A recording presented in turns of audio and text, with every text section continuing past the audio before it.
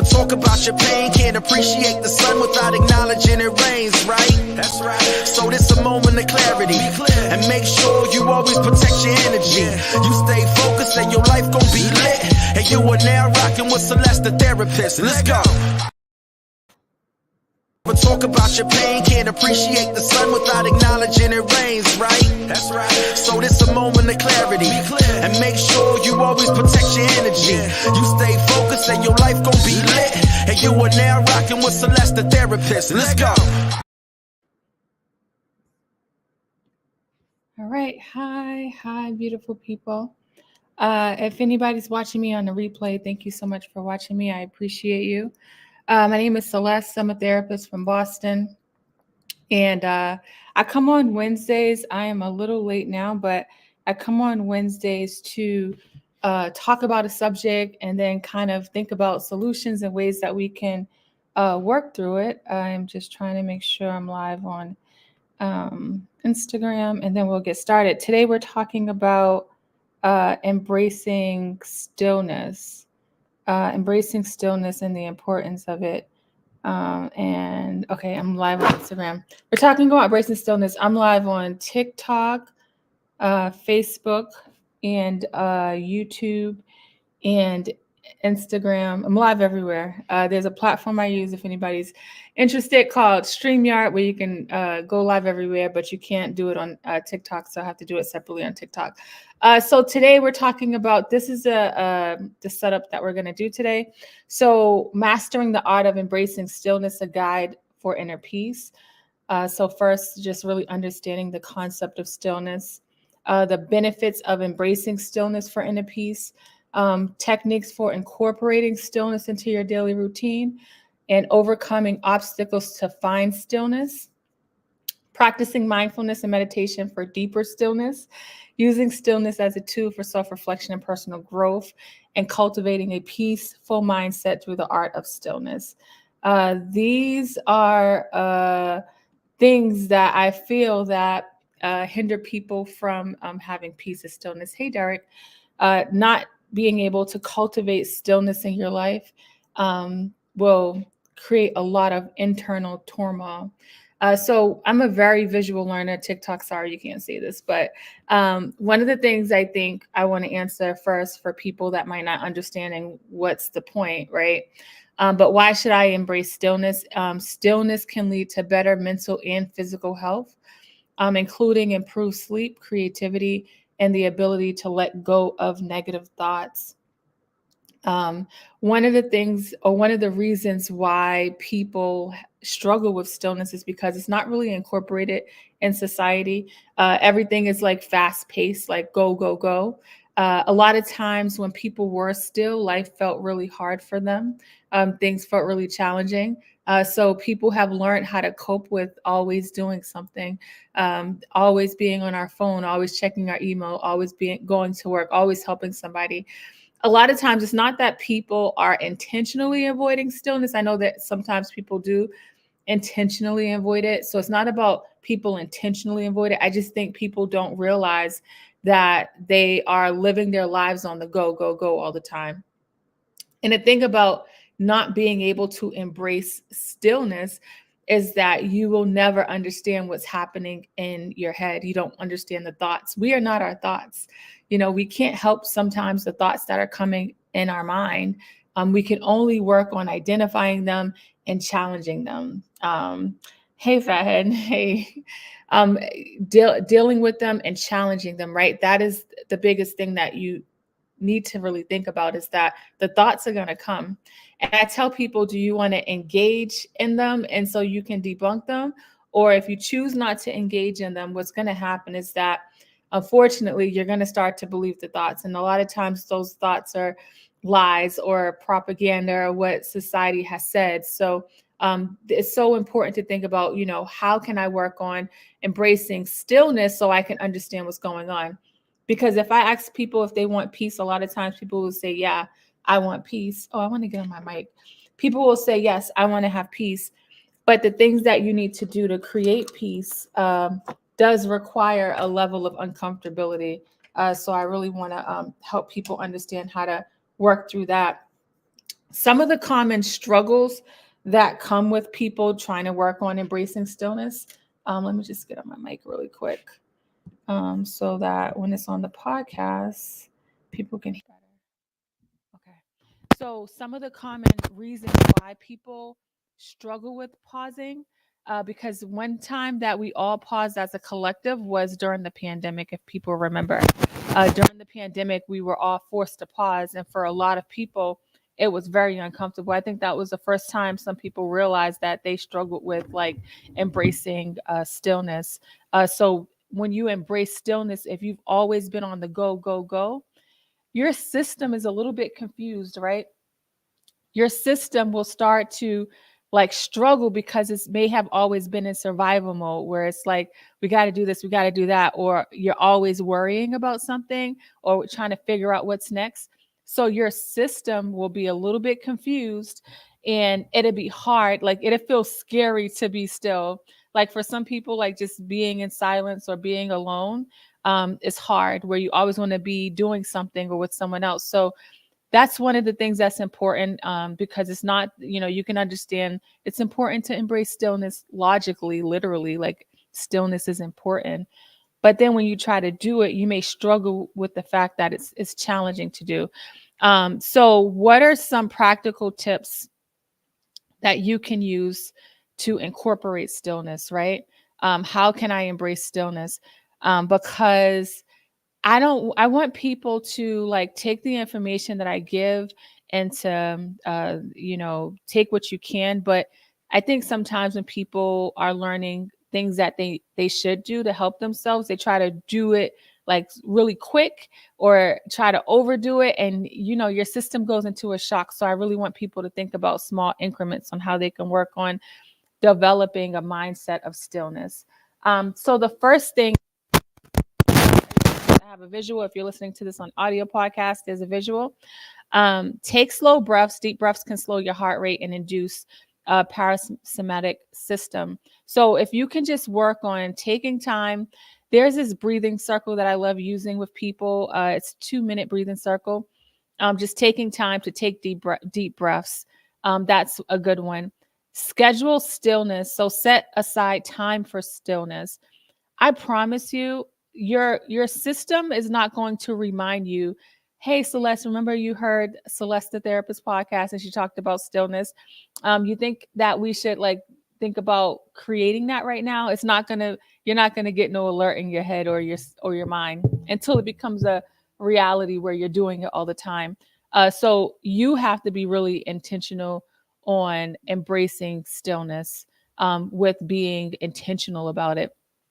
You can find a favorite spot where it's like where that's the place that I'm gonna work on, like being still.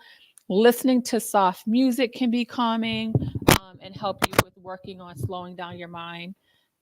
Repeating some calming phases, right? So if you're working on trying to calm the noise in your head or working on embracing stillness, uh, saying things like, today's going to be a good day, like I am at peace. Even if you don't feel like you're at peace, all you're doing is mentally preparing your mind to get ready, right? You're putting your mind in an environment to help it understand I am at peace. And when I think about that too, when it's time for sleep, and this is why it's important to work on creating a stillness practice where you're able to work on being more mindful. When you're getting ready to go to sleep, a lot of times, people may have had a lot going on in the day. Maybe you're on your phone, you're working late, and then you just move into bed and you find yourself struggling with sleep. The reason why that happens is because your mind is still going. Your mind needs to reset. You got to be like, okay, like now we're about to unwind, get ready for bed. So maybe I'll put my phone away 30 minutes earlier, turn off the TV, like read a book, something that's calming. The lights, all those lights and stuff, they're not good for you before you go to sleep. If you're struggling with sleeping, you're trying to think about a holistic way of calming the noise in your mind. Definitely like get the screens away and make sure that you are like having some calming phases. Even like some essential oils are good to help you with that process. I know sleep is a huge thing for people, struggling with trying to get some sleep. And when your sleep is disrupted, it's like the worst thing ever, because your gut health is messed up, the next day's messed up, you're irritable, you're aggravated. Your mental status literally will change when you're not sleeping properly. So really thinking about uh, creating like some calming practices before sleep would be great. Practicing gratitude is another way to create stillness. Make a habit of listing things that you are grateful for. This can help you shift your focus on what's abundant and right in your life. You know, it's hard to think about all of these crazy things and have gratitude at the same time. Gratitude's a great way for you to make space to just pause and think about what went well today. Like I talk to people about, that are in relationships that are having a hard time about making space to talk to each other about the good things that are happening in the relationship. Because what happens is we only start to look at all of the hard things that we're going through. And so then your mind only starts to focus on that, right? So if you want to like work on creating some stillness in your life, taking time to mention the gratitude, the things that you're grateful for today, right? Because when you're talking about what am I grateful for today, it literally puts your mind in the moment, right? So if you're always dwelling on the past or worried about the future, the middle part is the moment. You're missing out on the moment. It's hard to have peace when you're worried about the future. It's hard to have peace when you're dwelling on the past. That's why trying to get into the moment is such a powerful thing, because when you're in the moment, your mind is not all over the place looking at other things. Um, and then connecting with nature, spending time in nature can help you slow down. Something I would have never thought, but it's true. I love being in nature. I know everyone's not a nature person. I may not have nature around them, but even just going for a walk into the sun, and just moving your body can help you. Like if you were move your body, look at the ground, put some soft music in your ear, right? That's something that can really help you think about like embracing stillness. So overcoming the obstacles to finding stillness, right? Because it's one thing to know what to do, but then how to do it. So I really want to encourage people to really be intentional about this process. One of the ways to actually embrace it even fully is having a practice of mindfulness and meditation. Anytime I talk about mindfulness and meditation, I feel like people will say like, I can't meditate because there's always noise happening in my head. And I say like, yeah, like that's literally the point. Like the noise is happening in your head, and the whole point in being able to work on creating a meditation practice is for you to work on starting to be like the author of it, like to make sure you're paying attention to what's going on. And so if you've ever tried it and you feel like you did it wrong because you're hearing things, no, you're doing it right. I promise you. So for people that are watching or not, or on the audio, I'm going to read what I have up. These are some tips for beginners who want to start meditating. So start small, right? Begin by focusing on your breath for a few minutes, then gradually increasing the time and complexity of your practice. A few years ago, I started this with my kids, and I literally started with 2 minutes. I would go on YouTube and find a 2 minute meditation, and we would sit, and they would complain. And now the highest we've gone is 10 minutes, like a little routine before bed, because my goal is to help get them into a practice. As they get older, you got to deal with life, right? A lot of times when we're struggling with something, a lot of turmoil. Don't get me wrong, some hard things happen in life, but I think a lot of turmoil we face is internal. It's not external. It's a lot of things in the way we're framing it, the way we're thinking about it. And in order for you to work on like shifting your thought process and creating new thoughts, right? And creating new habits, you gotta make sure that you're being in tune with what's happening. It's really hard not to.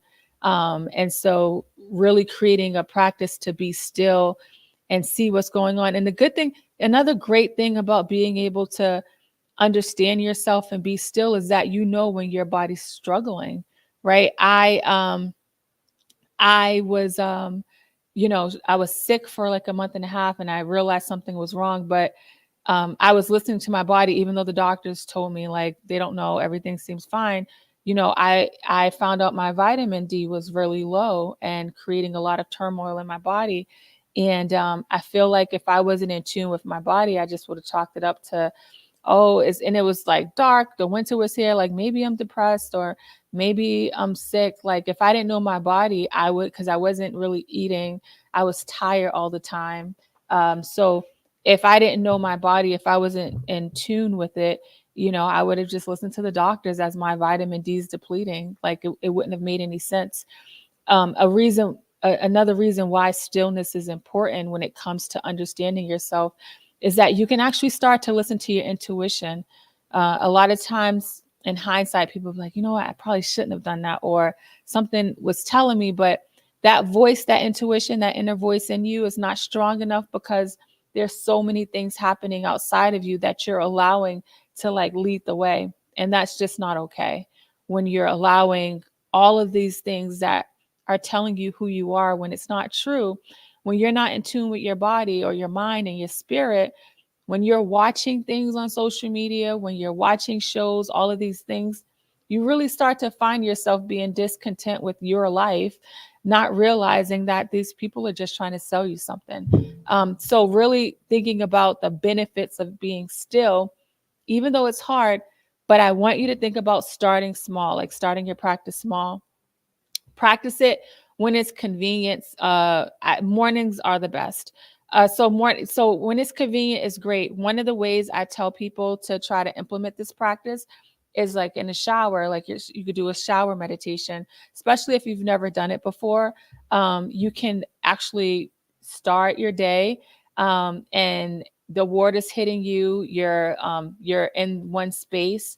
You can smell the soap. You can feel the soap, and really start to think about what you have to do for the day if it's in the morning, or thinking about what you have later that day, or what happened during the day if it's at night.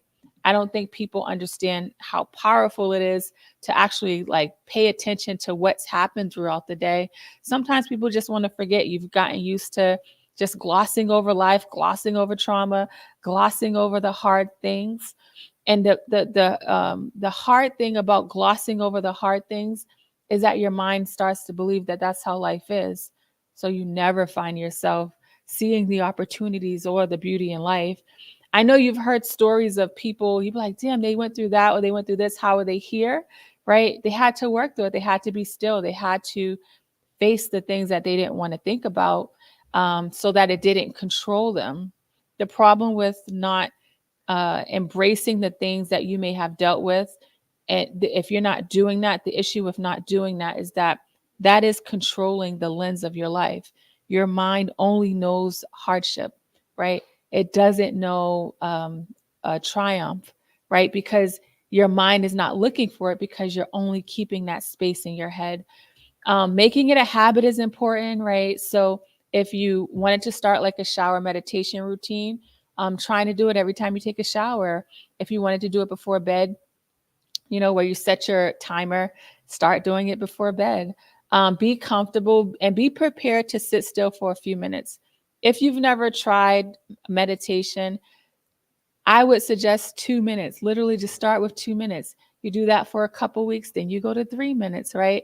Little by little, it becomes so normal that some people practice for 20 minutes, 30 minutes, an hour, right? I'm not saying you have to do it that way, but it's a great start to start with 2 minutes.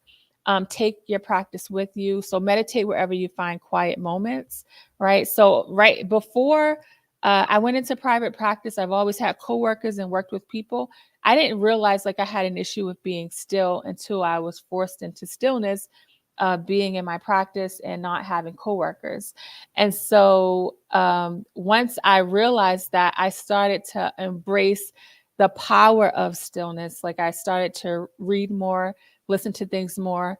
And I find that I'm able to listen to myself better. And so now being still, my thoughts are really clear. Like if I see somebody with the Five Guys shirt on, or a commercial like about burgers, like all of a sudden I'm craving burgers. Like I immediately know it in the moment that I was influenced by that commercial or that sign.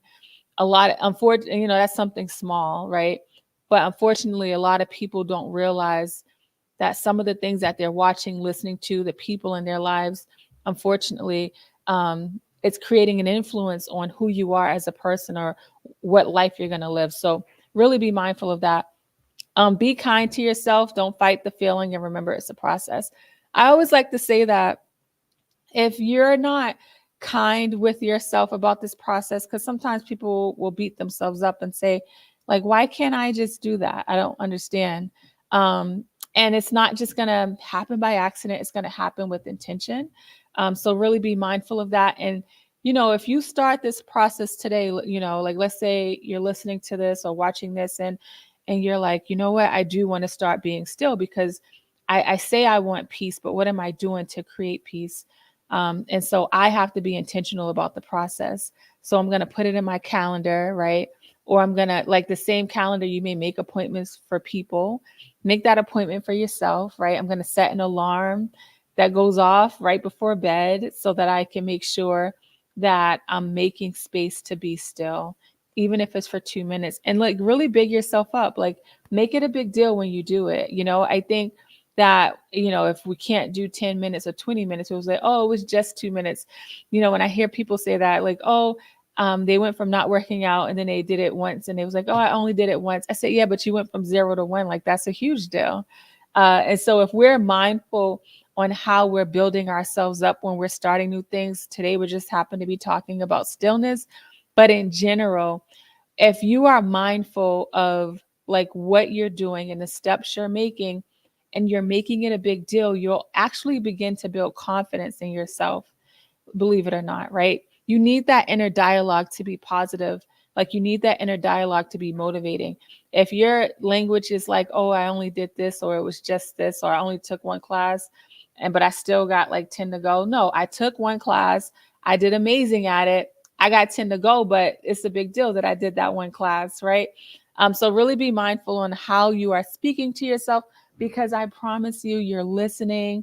Your mind's going to go at the direction you take it. So let it be in a direction that is like positive to your spirit. So important. So I hope this was helpful. If anything I ever say resonates for you, I always tell people really be intentional on creating change. You have way more power than you realize. If you ever find yourself like always blaming people or blaming other people for where you are or your circumstances, I promise you, like, yes, that could be true, but taking accountability over your life where you have the power and you see your power, it just looks different. And maybe that means like these circumstances that I'm in, I change up how I allow people to treat me, right? Like, so you like really be mindful of your power. Sometimes, even as an adult, we forget our power because we will transcend into that like younger child state where we really didn't have power. But as an adult, really be mindful of like the power you have in your situations, because if you don't, you'll always feel hopeless. You'll always feel like things are never going to change when change is possible. I would say as long as you're still breathing, there is room for change. So thank you all so much for rocking out with me. We'll be here next Wednesday. We'll be here next Wednesday, 12 p.m. Eastern Standard Time. And I will talk to you guys.